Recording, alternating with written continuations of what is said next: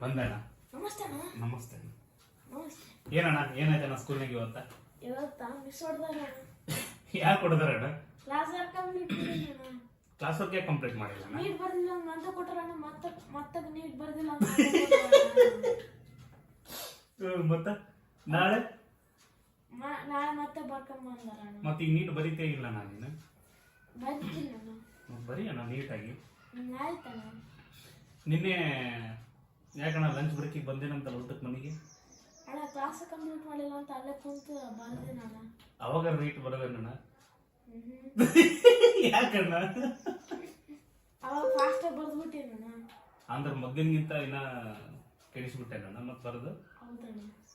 ಹೆಂಗಣ್ಣ ಹಿಂಗ ಅಂತ? ನಾಳೆ ಮತ್ತೆ ಬರ್ಕೊಂಡ್ಬರ್ಬೇಕು. ಮತ್ತೆ ನಾಳೆ ನೀಟ್ ಬರೀತೇ ಇಲ್ಲ ಅಣ್ಣ. ಬರ್ತೀನಿ ಅಣ್ಣ.